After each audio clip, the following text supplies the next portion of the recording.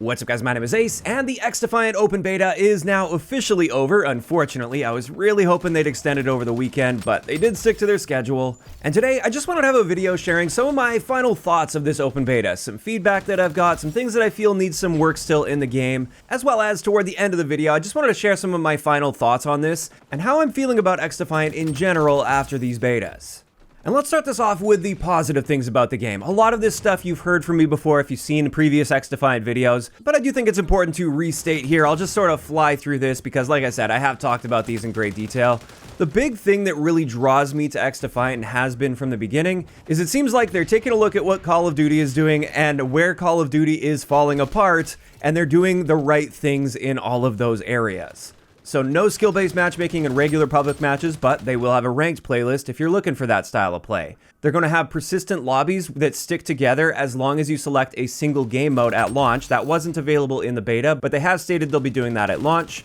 There's full control over the cross-platform as well as cross-input play that we're going to have access to at launch. So far, we've seen amazing communication and transparency from the dev team, and we even have a general roadmap already for the entire first year of content. And this is excellent. Now, obviously, this is often the case with games. You see amazing transparency and communication before the game launches as they're hyping the game up. And then a month after launch, it's dead silence. So they still have to prove themselves in that area and will, of course, have to monitor over time. But so far, at least, the communication and transparency has been amazing. Additionally, some things I'm really liking about XDefiant, the maps. I really like their map design. I like the layouts as well as the aesthetics and the color palettes and the wide variety of different themes with each of the maps as well. It's a really arcadey, bright, vibrant style, and I really do enjoy that. Also, their practice range area. This is a massive step up from what Call of Duty is currently using in Modern Warfare 2. I love that practice range. Not only do you have a full-on firing range that shows actual damage values, you've also got a nice recoil testing wall that really clearly shows off recoil. You've got an area that's specifically designed to try out the abilities in the game as well, so you can sort of figure them out a little bit before you get into a real match. They've also got like a little time trial firing range course there. That's essentially everything I could ask for when it comes to a practice range area. Also, when we're talking about loadouts, I kind of like that they kept things reasonably simple with the loadouts and the attachments. You don't have a bunch of different attachments that do almost the same thing, but they're just very slightly different. And most importantly, we have access to detailed stats for the weapons as well as the attachments. So you can see exactly what you're doing to your gun in the actual in-game menus. You don't have to go to a YouTube channel like mine or to a website like sim.gg in order to figure out what's actually going on with your gun. And that's all excellent.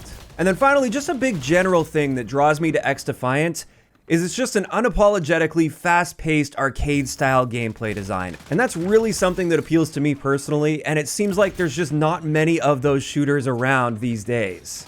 So with all of those factors in mind, they really make me immediately want to like this game. They're doing so many things that I wish Call of Duty would be doing, and I think they're handling a lot of these areas really, really well. In saying that though, there are a good handful of things that I do feel are going to hold this game back, some of which are clearly objective things that they need to work on before launch, whereas other things more so just come down to preference. There's certain aspects of this game that are intended core aspects of the game and they're not likely to be changing, but unfortunately they just don't really appeal to me all that much, and it may hold me back from really falling in love with this game long term.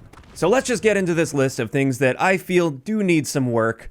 And the first big one that I'm sure many people would agree with after playing the open beta, the netcode and hit detection still needs work. Now, I will say that this was a huge step up and improvement from the closed beta session, and on average, my connection and hit detection experience was definitely better. In saying that though, it was still pretty rough and inconsistent. Some games it felt great, like basically flawless. My hit detection was working just fine, I had no complaints whatsoever.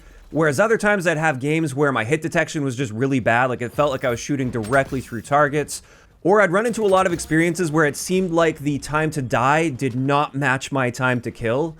So on my end, I have to pump the required like 6 or 7 shots into the target to get a kill, but from my perspective, it seems like the enemy is killing me in like 2 or 3 bullets, with a gun that definitely can't kill in 2 or 3 bullets, even if you factor headshots into the equation. To make matters worse, on console, or at least PS5, we didn't have any access to see what our ping was in the game. I know PC players could see it, but for console players, we couldn't see our ping in the game, so I couldn't even really troubleshoot to see if I was just in a high ping game or not. And there was just such a big difference on a game-to-game basis throughout the beta when it came to that connection experience.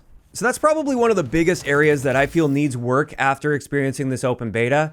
And as far as we're aware, there isn't going to be another beta for this. We're just going straight into launch sometime toward the end of summer. And that does have me a little bit concerned coming off the end of this beta. I was hoping that throughout the beta, we would see these connections improve and stabilize a lot more. And then by the end of it, we'd be in a really good place. And that would fill me with a lot more confidence going into launch. At the moment, I'll admit, I don't have a ton of confidence that this game is going to launch in a really good state when we're talking about this particular area of netcode and hit detection.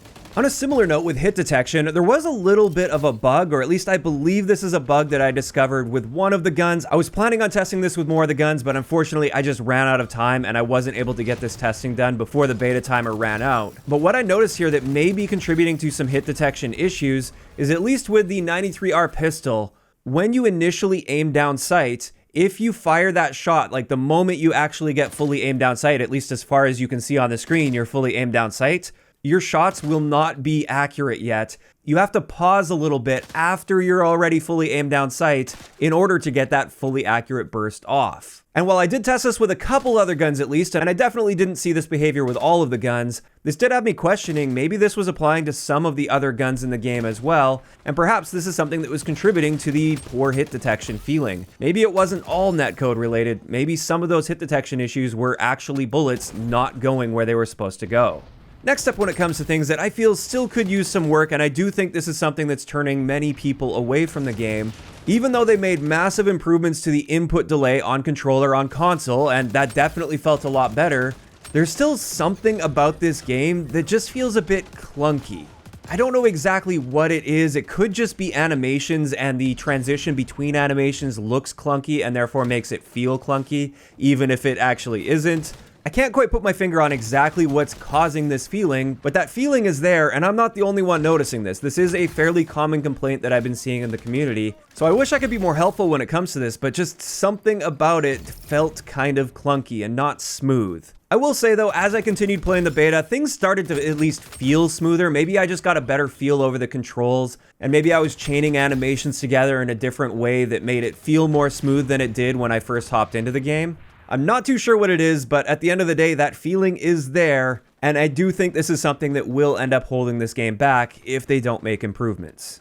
Now, so far these have been mainly like technical issues. Now I want to talk about some potential balancing issues and areas that I feel could be improved when it comes to balancing. First off, weapon balancing. There does seem to be a fair amount of room for improvement when it comes to this. Now, of course, since it was quite a short beta, I didn't get a chance to like really dive deep into every one of the guns in the game and mess around with different loadout combinations and stuff, so I can't really talk about this too comprehensively. However, I've at least got a couple examples to bring up here. The first one I noticed is when you compare the AK-47 with the RPK, for instance, I can't see a single reason to use the RPK over the AK-47. They both take the same number of shots to kill. The AK kills faster since it has a faster fire rate. It has a faster aim down sight time, a faster sprint out time, faster movement speeds, and a faster reload time as well. So the only thing the RPK really has over it is a very, very slightly increased range value, but only like 5 meters longer. So not nearly enough to make up for all the downsides there. And then also it has a slightly larger magazine capacity. To me, that's just not good balance at all. Typically, you'd expect the LMG to kill just a little bit faster, maybe take one less shot to kill, in order to compensate for the slower mobility and the slower handling that LMGs will have. Additionally, just another example with weapon balancing that I noticed, this is with the shotguns. They're just extremely inconsistent in this game. Sometimes it seems like they work just fine and as expected, and then other times it seems like you just pump shot after shot after shot into somebody, even at fairly close ranges where the shotgun should be dominating, and it seems like you're just shooting marshmallows out of it. This could be and likely is somewhat intertwined with the hit detection issues and the connection issues in the game, but still, I think there's room for improvement here. I don't think a shotgun should be dealing basically no damage if you get a hit at nearly point-blank range. So that's just a couple examples of some weapon balancing issues that I noticed. I'm sure there's more out there. Like I said, I didn't get to really dive deep with every gun in the game. Now let's talk a little bit about abilities. I do think there's some room for improvement with some of the abilities in this game, but for the most part, I think abilities are in a pretty good state overall. I think the nerfs to Libertad from the closed beta were appropriate nerfs, and while there's still a lot of people using that, I think that's largely just due to the playstyle that a lot of people prefer. and are looking for with a fast-paced arcade shooter like this, which is once you're done a fight, you can heal up really quickly and get back into the next fight. And I think that just really appeals to people that are looking for constant gun-on-gun action. So while their usage was still quite high in my experience throughout the beta, I don't think Libertad's unbalanced. I just think it really appeals to those types of players, and I would put myself in that category of types of players. But there is one ability that really stood out as just being annoying, and I'm sure you guys already know what I'm talking about. This is that spider drone that jumps on your face, locks you in place, and once it attaches to you, you're basically screwed. There's nothing you can do about it, except hope a teammate will shoot it off your face. This one, at its core, is just an annoyance, and it always is going to be an annoyance if it works this way. But honestly, I can live with a cheesy ability like this. I would just like to see a bit more counterplay to this. As of right now, the counterplay is hope that you see it and are able to shoot it in time. Although I don't know how much health it has. It seems like you have to hit it with like 3 or 4 bullets in order to kill it. And it does move fairly quickly, and as soon as it gets within range, it jumps toward your face. And the second option there is a perfectly timed melee attack on this, which I was unable to do throughout this entire beta. Like, that timing must have to be flawless. So in my opinion, when it comes to this, I think there should be at least a bit more counterplay. A couple potential options here. Somebody mentioned in my stream, I really like this idea. Maybe have an indicator for it as it's approaching you, similar to a grenade indicator, for instance. That would at least give you a bit more time to potentially get that melee attack ready and try to get that perfectly timed melee on it. Another idea is maybe once it attaches to your face, make it so you can mash a button really quickly to pull that off your face faster than you're currently able to. I think one of the big frustrations when it comes to this is once it attaches to your face, you just feel helpless. Like you have no control over your destiny at that point. You essentially just accept your fate and die. If they were to provide this option to like mash a button to pull that off faster, at least you feel like you've got some control over that situation, like you're actually doing something to try to counter that. Obviously, the enemy still gets utility out of that, they still have an advantage out of that, but then it also takes away some of that helpless feeling that you get when it's used against you.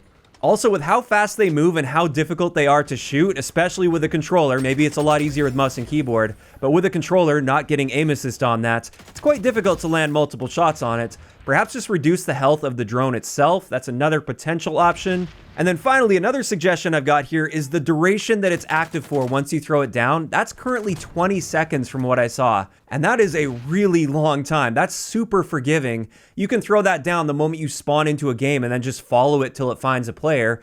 And it's most likely going to find a player within 20 seconds. Maybe cut that timer down so you have to be a bit more careful about how you deploy it. You have to make sure you actually get somewhat close to where the enemies are before you deploy that, so there's some thought involved with it, instead of literally just spawning into the match, throwing it down at your feet, and following it to a free kill.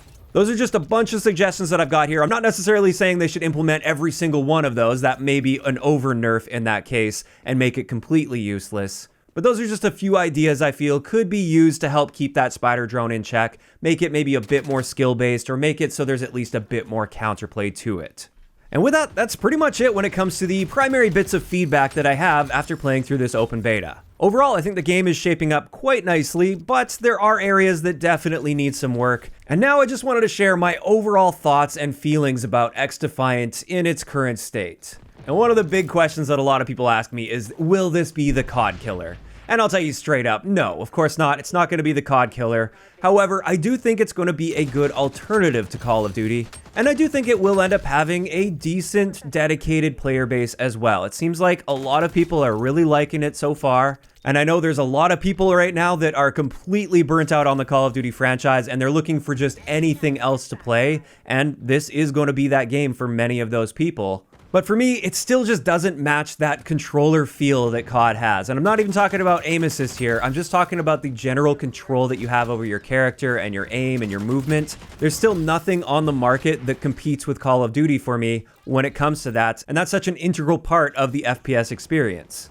Additionally, this is a 100% preference-based thing, so I just want to preface that. For me, the abilities are a bit of a turnoff with XDefiant as well. I understand it's a core part of the game. That's the route they decided to go with right from the beginning of development. And I know it's not going anywhere, and I'm not asking it to go anywhere. But since I'm sharing my honest, upfront opinions here, I'm not really into ability shooters all that much. I'm personally not a big fan of getting abilities that can drastically change the outcome of a gunfight, or essentially just give you a free win in a gunfight, just because you existed in the game for a period of time and it's your turn to use your ability. Now again, that is just a preference-based thing, and I also want to be clear, that's not enough to completely turn me away from playing XDefiant. I'm still really looking forward to the launch of the game. I'm probably going to grind it quite a bit up until the launch of the next Call of Duty game as well, and I do plan on trying out some YouTube content as well, so maybe some gun guides or attachment recommendations, certain mechanic breakdowns. I will be trying that out, seeing how it does on YouTube, and if it performs really well, I could even see myself making a second channel dedicated to breakdowns for XDefiant. So I do definitely see myself playing XDefiant, and I think this is going to be a great secondary game for me. But that's just it. I don't see it completely dethroning Call of Duty for me personally. And a large part of that is just due to the abilities, and the other part, of course, is just nothing feels as good as Call of Duty does on a controller. And with that, that is going to wrap it up for my final thoughts of the open beta. Definitely looking forward to launch. Going to be hitting it hard once it comes out, although I'm very worried it's going to be coming out right in the middle of my honeymoon, so I might not be there for like the first week or two of launch. So time will tell on that one. This is where I'm curious to hear from you guys in those comments down below, though. For those of you guys that tried out the open beta of XDefiant, what did you think about it? What are some of the things you really liked about XDefiant, some of the things you didn't like, and do you see yourself playing XDefiant long term? If you enjoyed the video, a like rating is always appreciated, and don't forget to subscribe for more if you haven't already. I'll talk to you guys next time.